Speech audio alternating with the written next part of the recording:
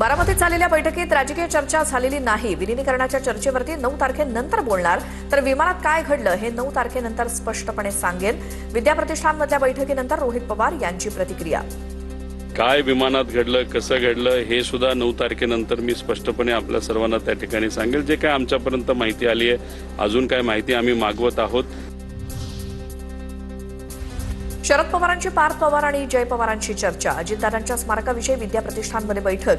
पवार कुटुंबियांकडून विद्याप्रतिष्ठानच्या मैदानाची पाहणी, तर रोहित पवार, राजेंद्र पवार, श्रीनिवास पवार देखील उपस्थित। अजितदादांचं 100 कोटींचं वक्तव्य आणि मग दुर्दैवी अपघात। जलसिंचन विभागाचे माजी मुख्य अभियंता विजय पांढरेंची प्रतिक्रिया। चौकशी अहवाल सरकार धार्जिणे असतात, पांढरेंचा आरोप। अजित पवार भाजपच्या घोटाळ्यांविषयी बोलले आणि अजित पवारांचा अपघात झाला, तर याच्यामध्ये मागे काही काळबोर आहे का, हे शंका येणं साहजिक आहे। पुण्यातील मुंढवा जमीन व्यवहाराप्रकरणी पार्थ पवारांना क्लीन चिट नाही। खारगे समितीचा अहवाल अद्याप तयार झालेला नसल्याची सूत्रांची माहिती। पार्थ पवारांनी चौकशीला सामोरं जाऊन क्लीन चिट होऊन बाहेर पडावं। मुंढवा गैरव्यवहार प्रकरणामध्ये पार्थ पवारांना क्लीन चिट मिळाल्याच्या चर्चेनंतर संजय राऊतांची प्रतिक्रिया। पार्थ पवार यांनी चौकशीला सामोरं जाऊन क्लीन होऊन बाहेर पडायला पाहिजे, कारण ते आता राजकीय प्रक्रियेमध्ये आलेले आहे, लक्षात घ्या।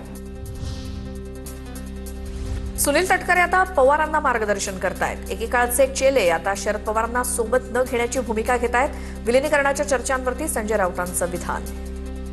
पटेल असतील, सुनील तटकरे, हसन मुश्रीफ हे एकेकाळचे शरद पवारांचे चेले शरद पवार साहेबांना आणि त्यांच्या पक्षाला त्यांच्याबरोबर घ्यायला इच्छुक दिसत नाहीत, कारण अमित शहा आणि मोदींची इच्छा नसावी।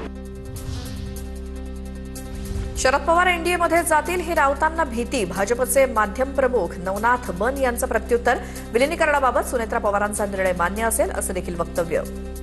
ज्या पद्धतीनं राष्ट्रवादी काँग्रेसच्या विलिनीकरणाचा प्रश्न सुरू आहे, त्यानंतर शरद पवार साहेब हे एनडीए मध्ये जातील का ही भीती संजय राऊतांना दिसते। सुनेत्राताई जो निर्णय घेतील विलिनीकरणाबद्दल त्याला आमचा पाठिंबा असेल। तर सुनेत्रा पवार उपमुख्यमंत्री पदाचा पदभार मंगळवारी स्वीकारणार। पदभार स्वीकारल्यानंतर मंत्रिमंडळ बैठकीला उपस्थित राहणार। शपथविधी 15 दिवसांनी झाला असता तर काय बिघडलं असतं। सुनेत्रा पवारांच्या शपथविधीवरती शेतकरी कामगार पक्षाच्या जयंत पाटील यांची टीका। हिंदू हिंदू बोलून मत मागताय, त्याला हे बोलण्याला त्याला काय त्याला लाज लज्जा राहिली नाहीये। 15 दिवसांनी झाला असतं तर काय बिघडते शपथविधी।